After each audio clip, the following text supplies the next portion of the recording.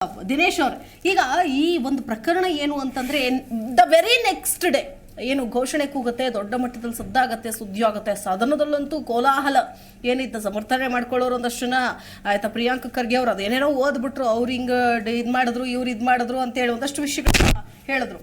ಆದ್ರೆ the very next ಡೇನೆ ವಿಷಯಗಳನ್ನ ತಿರುಚುವಂತಹ ಅನ್ನೋದಕ್ಕಿಂತಲೂ mobile data complete ಆಗಿ ಡಿಲೀಟ್ ಆಗುತ್ತೆ. ಈ ಆರೋಪಿಗಳ ಮೊಬೈಲ್ ಡಾಟಾ ಹೆಂಗೆ ಅಂತಂದ್ರೆ ಅವರ ಸಾಮಾಜಿಕ ಜಾಲತಾಣ, ಅವ್ರು ಯಾವ್ಯಾವ ಲೀಡರ್ಸ್ಗಳ ಜೊತೆಗಿದ್ರು ಆ ಫೋಟೋಗಳು, ವಿಡಿಯೋಗಳು, ಅವರ ಕಂಪ್ಲೀಟ್ ಮೊಬೈಲ್ ಡಾಟಾವನ್ನ ಡಿಲೀಟ್ ಮಾಡಲಾಗುತ್ತೆ ಅಂತ ಅನ್ನುವಂಥ ಒಂದು ಆರೋಪ ಈಗ ಕೇಳಿ ಬರ್ತಾ ಇದೆ. ಅದನ್ನ ಪೊಲೀಸರೇ ಮಾಡಿದ್ರಾ ಅಥವಾ ಆರೋಪಿಗಳೇ ಮಾಡಿದ್ರಾ ಅನ್ನುವಂಥ ನಿಟ್ಟಿನಲ್ಲೂ ಕೂಡ ಆರೋಪಗಳು ಈಗ ಮುಂದಕ್ಕೆ ಬರ್ತಾ ಇದೆ. ಏನ್ ಹೇಳ್ತೀರಿ? ತಿರ್ಚುವಂತಹ ಪ್ರಯತ್ನ ಆಗಿದೆ ಪ್ರಕರಣವನ್ನ ಅನ್ನೋ ಆರೋಪ. ಏನ್ ಹೇಳ್ತೀರಿ? ಇಲ್ಲಿ ತಿರ್ಚೋದೇನಿಲ್ಲ, ಯಾಕಂದ್ರೆ ನಿಮ್ಮ ಏನ್ ಎವಿಡೆನ್ಸ್ ಇತ್ತು ಅದೇ ಎನಫ್. ಯಾಕಂದ್ರೆ ನಿಮ್ಮ audio video evidence is more than enough. ಇವತ್ತು ಅವರ ಮೊಬೈಲ್ಗಳಲ್ಲಿ ಡೆಲೀಟ್ ಆಗಿದ್ರೆ ಅದು ಬೇರೆ ಯಾವ್ದಕ್ಕಾಗಿದೆಯೋ ಅದನ್ನ ರಿಕವರ್ ಮಾಡ್ಕೊಂಡು. ಯಾಕಂದ್ರೆ ಸರ್ ನೋಡಿ ದಿನೇಶ್ ಅವ್ರು ಯಾಕೆ ಈ ಪ್ರಶ್ನೆ ಕೇಳ್ತಾ ಇದ್ದೀನಿ ಅಂತಂದ್ರೆ ಇದು ಸಣ್ಣ ವಿಷಯ ಅಲ್ಲ. ಒಂದು ಅವ್ರೇನ್ ದಡ್ರಲ್ಲ, ಆಯ್ತಾ. ಒಂದು ಪಾಸ್ ತಗೊಂಡು ವಿಧಾನಸೌಧದೊಳಗೆ ಹೋಗಿ ವಿಧಾನಸೌಧದಲ್ಲಿ ನಿಂತ್ಕೊಂಡು ಪಾಕಿಸ್ತಾನ್ ಜಿಂದಾಬಾದ್ ಅಂತ ಕೂಗಿದ್ದಾರೆ ಅಂತಂದ್ರೆ ಅವರು ಸುಮ್ನೆ ತಯಾರಿ ಇಲ್ಲದೆ ಬಂದಿರಲ್ಲ.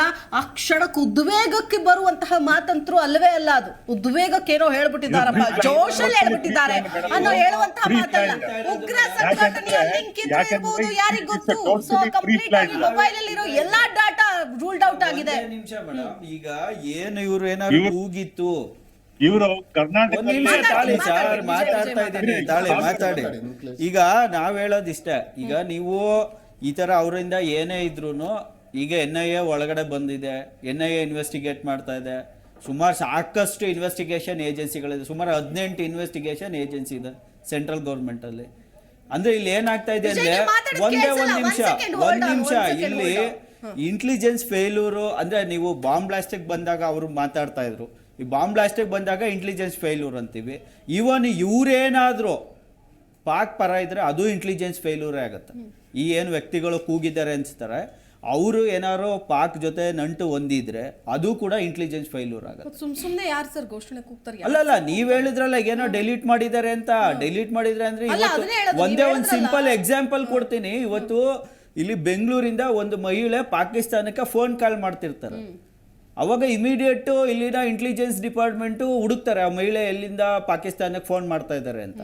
ಅದ್ ನೋಡಿದ್ರೆ ಆ ಮಹಿಳೆ ಇಲ್ಲಿ ಅವರು ಯಾರೋ ಒಬ್ಬ ವ್ಯಕ್ತಿ ಅಲ್ಲಿ ಹುಡುಗಿನ ಲವ್ ಮಾಡಿ ಮದುವೆ ಮಾಡಿಕೊಂಡು ನೇಪಾಳ ಮುಖಾಂತರ ಬೆಂಗಳೂರಿಗೆ ಕರ್ಕೊಂಡು ಬಂದಿರ್ತಾರೆ. ಅಂದರೆ ನಮ್ಮ ದೇಶದಲ್ಲಿ ಗಡಿನೇ ಭದ್ರತೆ ಇಲ್ಲ ಇವತ್ತು. ನೇಪಾಳ ಮುಖಾಂತರ ಯಾರು ಬೇಕಾದ್ರೂ ಬರ್ಬೋದು, ಮಯನ್ಮಾರ್ ಮುಖಾಂತರ ಯಾರು ಬೇಕಾದ್ರೂ ಬರ್ಬೋದು ಈ ದೇಶದೊಳಗಡೆ. ಅಷ್ಟು ವೀಕ್ ಇದೆ ನಮ್ಮ ದೇಶದಲ್ಲಿ ಇವತ್ತು ಸೆಕ್ಯೂರಿಟಿ.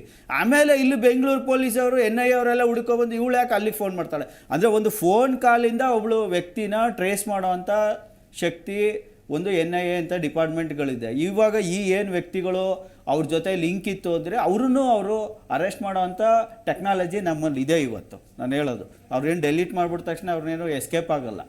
ಆದರೆ ಇಲ್ಲಿ ಬರೋದೇನೆಂದರೆ, ಈಗ BJP ಅವ್ರು ಹೇಳೋದು ನಾವು ಅಷ್ಟೇ ದೇಶಭಕ್ತರು, ಉಳಿದವ್ರು ಯಾರೂ ದೇಶಭಕ್ತರಲ್ಲ. ಇದು ತಪ್ಪು ಅಂತ ನಾನು ಹೇಳೋದು.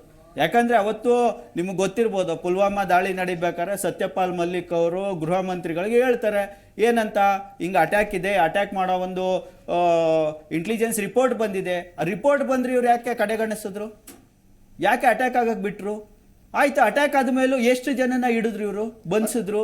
ಇವೆಲ್ಲ ನಾವು ನೋಡಿದಾಗ ಇವರು ರಾಜಕೀಯಕ್ಕೋಸ್ಕರ ಇಂಥ ವಿಚಾರಗಳನ್ನ ಬಳಸ್ಕೊಳ್ತಾರೆ ಹೊರತು ಇವ್ರು ನಿಜವಾದ ದೇಶಭಕ್ತರಲ್ಲ. ಇವರು ನಿಜವಾದ ದೇಶಭಕ್ತರಾದ್ರೆ ಅಂಥವ್ರನ್ನ ಇವತ್ತು ಪುಲ್ವಾಮಾ ದಾಳಿಯಲ್ಲಿ ಆದಂತ ನಷ್ಟಕ್ಕೆ ಎಷ್ಟು ಜನ ಅರೆಸ್ಟ್ ಮಾಡಿದ್ದಾರೆ.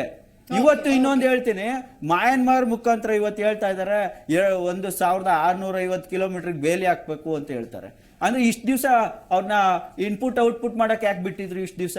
ಇವತ್ತು ನಾನು ಹೇಳ್ತಾ ಇದ್ದೀನಿ, ಮಣಿಪುರ ಹತ್ಕೊಂಡು ಉರಿಯೋದಕ್ಕೂ ಇದೇ ಕಾರಣ.